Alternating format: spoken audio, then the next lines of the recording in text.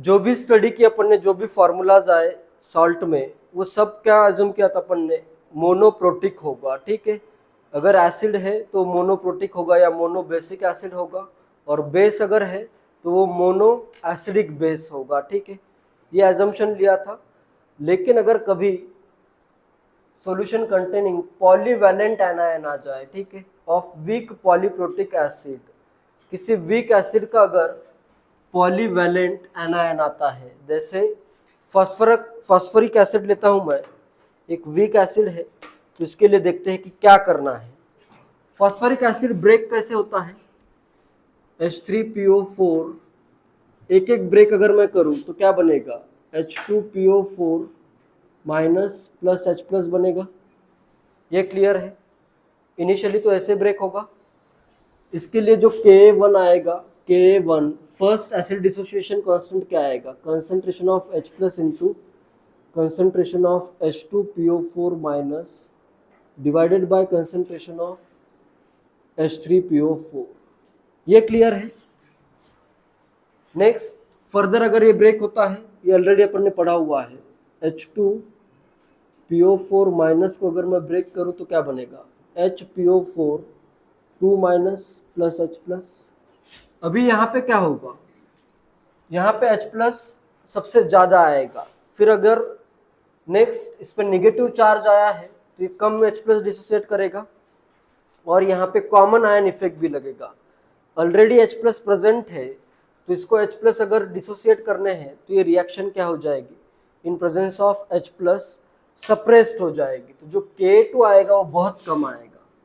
K2 is equal to, ये जो H plus का कंसंट्रेशन आया है मेनली कहाँ से आया है, यहीं से आया है। ठीक है, क्लियर है। इसके लिए तुम डायरेक्टली फॉर्मूला ऐसे कर सकते हो। वीक एसिड के लिए क्या आता है formula, pH is equal to half pK minus log C। तो तुम डायरेक्टली इसका pH कैसे फाइंड कर सकते हो, सिर्फ K1 भी यूज करके, क्योंकि बाकी जो H प्लस का कंसंट्रेशन आएगा वो नेग्लिजिबल रहेगा। तो डायरेक्टली फर्स्ट स्टेप करनी है, बस खत्म हो गया, नेक्स्ट स्टेप करने की जरूरत नहीं है। ठीक है, इससे तुम्हारा आंसर क्लोज आ जाएगा। एक्यूरेट 100% नहीं होगा, लेकिन 95% एक्यूरेट आएगा। तो तुम्हें बस एक ही स्टेप करनी है जिससे तुम्हारा आंसर करेक्ट आ जाएगा। नेक्स्ट मैं क्या करता हूँ, Ka2 is concentration of H plus into concentration of HPO4 2 minus by concentration of H2PO4 minus। Clear है। फर्दर लास्ट स्टेप क्या होगी, HPO4 2 minus will break to give PO4 minus 3 plus H plus, ऐसे break होगा, और Ka3 आएगा, concentration of H plus into concentration of phosphate ion divided by concentration of HPO4 minus 2। ये clear है। तो इसमें Ka1 जो आता है which is much greater than Ka2 which is much greater than Ka3 आता है। ये यहां तक अपन ने ऑलरेडी पढ़ा है। नेक्स्ट अगर मैं इसमें अभी फॉस्फेट आयन, पॉलीवैलेंट आयन मैं लेता हूं, polyvalent ion of weak polyprotic acid, ये वाला आयन लेता हूं, इसका मैं करता हूं हाइड्रोलिसिस।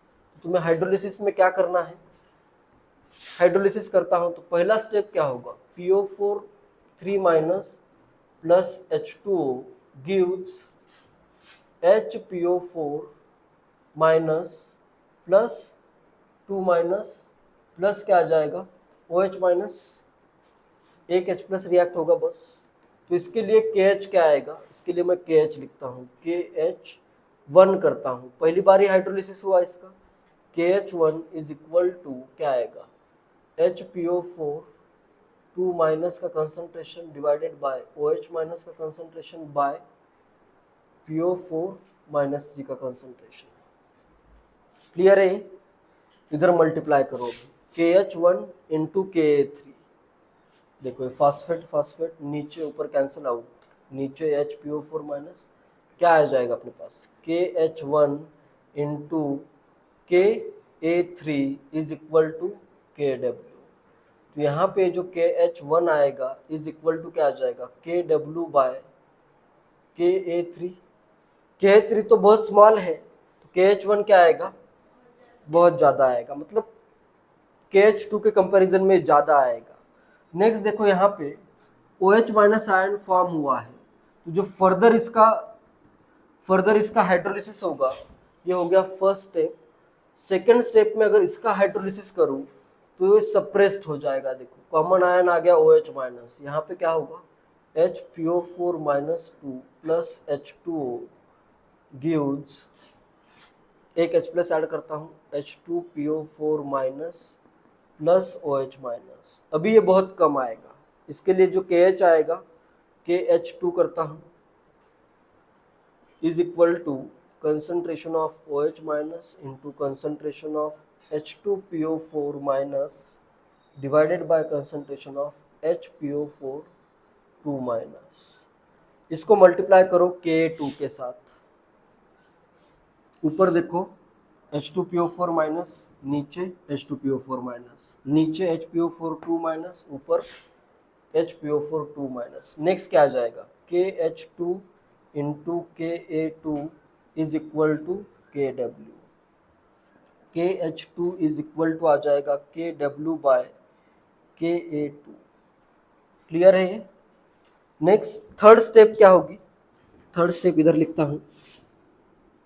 थर्ड स्टेप में तुम्हें क्या करना है, अगर होती है थर्ड स्टेप तो क्या होगा H2PO4 minus plus H2O gives H3PO4 plus OH minus. Clear है?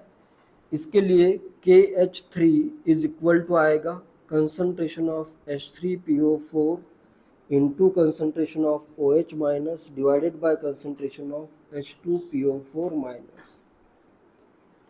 KH3 इंटू मैं करता हूँ K1, क्या आ जाएगा KW आएगा। नेक्स्ट अपने पास क्या आया KH3 into KA1 is equal to KW।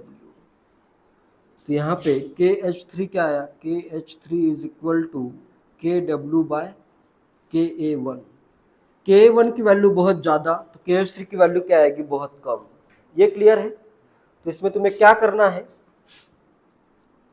KH1 देखो ये वैल्यू बहुत कम, तो ये वैल्यू बहुत ज़्यादा आएगी, इज मच ग्रेटर देन आएगा KH2 which is much greater than KH3। तो तुम्हें बस पहला ही स्टेप करना है, बाकी के स्टेप नहीं करने हैं। क्लियर है? तो तुम्हें क्या करना है, बस ये पहला स्टेप करना है, इसी से सब आंसर फाइंड करने हैं। तो इधर K की वैल्यू लेकिन क्या यूज होगी K3 यूज होगी। ठीक है, सिंपल फॉर्मूला अगर मैं लगाऊं, जैसे अगर मेरे पास है Na3PO4 का हाइड्रोलिसिस करना है, तो pH is equal to salt of strong base है एंड वीक एसिड है, बेसिक आएगा, सब ऐड होगा इसमें, क्या आएगा हाफ PKW प्लस इसका क्या आएगा PK3 आएगा या PK1 आएगा, PK3 आएगा, यही एक ही स्टेप हुई। तो इसके लिए K की वैल्यू क्या आएगी PK3 आएगी, इधर आ जाएगा PK3 plus log C। Clear है?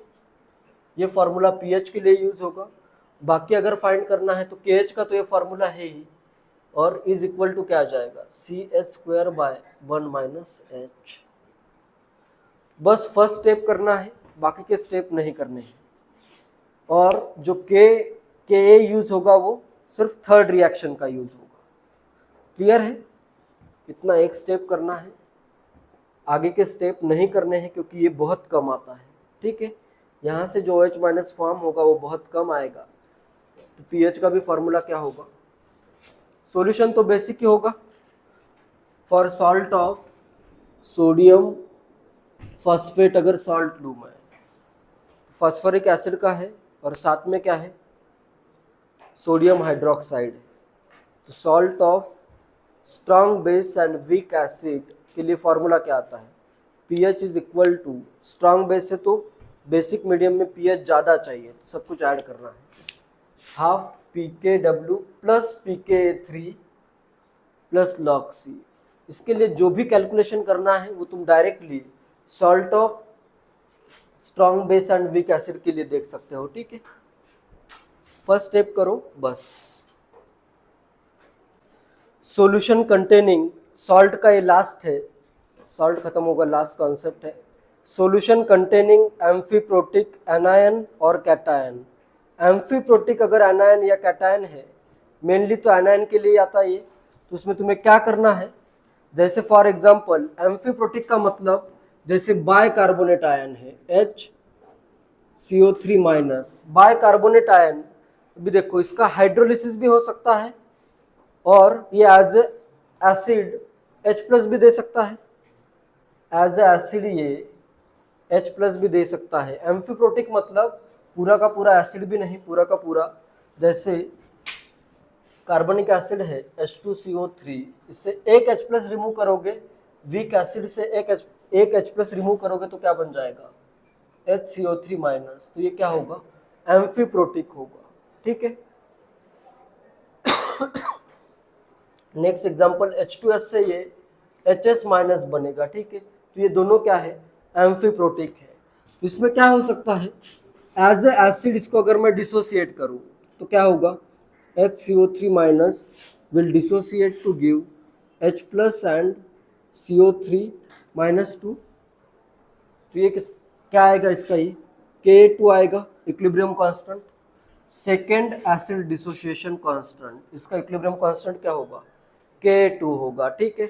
नेक्स्ट सेकेंड पॉसिबिलिटी क्या है, इसका हाइड्रोलिसिस भी हो सकता है, HCO3 माइनस प्लस H2O, इसका अगर हाइड्रोलिसिस करूँ तो क्या बन जाएगा, H2CO3 plus OH minus, H+ भी दे सकता है, OH माइनस भी दे सकता है। इसके लिए इक्विलिब्रियम कांस्टेंट क्या आएगा, हाइड्रोलिसिस के लिए KH is equal to KW by, acid के लिए क्या आता है Ka, इधर क्या आएगा, इक्विलिब्रियम कांस्टेंट आएगा KW बाय, K1 होगा या 2, K1 होगा, क्योंकि ये देखो इधर से इधर देखो ना, H2CO3 ब्रेक हुआ है अपोजिट डायरेक्शन में, देखो तो इधर आएगा Ka1, तो इधर देखो ये H+ भी दे सकता है, OH माइनस भी दे सकता है। तो यहाँ पे इसका अगर मुझे pH फाइंड करना है तो कुछ सोचना ही नहीं है, डायरेक्टली लिख देना है pH of bicarbonate HCO3 minus is equal to pK1 plus pK2 by 2। Simple formula याद रखना है, इसी फार्मूला से कैलकुलेट करना है, क्लियर है। लेकिन कभी अगर अलग आता है, जैसे अगर फास्फोरिक एसिड का मैं फाइंड करना हो, जैसे फास्फोरिक एसिड का अगर मैं आयन लूँ, मुझे फाइंड करना है pH of HPO4, H2PO4 minus करता हूँ, H2PO4 क्या क्या आएगा, अभी एक H+ अगर मैं ऐड करूँ,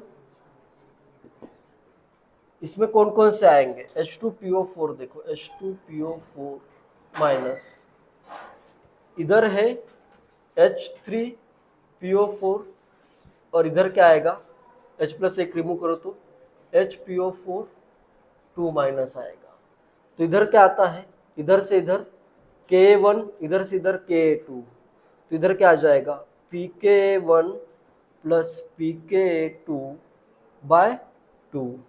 और अगर मुझे pH फाइंड करना है, pH of solution of HPO4 2 minus, इसके लिए भी क्या आएगा, HPO4 2 माइनस, क्या क्या आएगा इधर, pK1 pK2 आएगा क्या, कौन कौन से pK आएंगे इधर, इसके लिए अगर फाइंड करना है तो ऐसे देखो HPO4 2 माइनस, H+ रिमूव करूंगा तो ये आएगा PO4 माइनस 3, ये कहाँ से आया है, H2PO4 माइनस से आया है, इधर आता है K2, इधर आता है K3, तो इसका क्या हो जाएगा pK2 प्लस pK3 बाय 2, ये इसका pH आ जाएगा।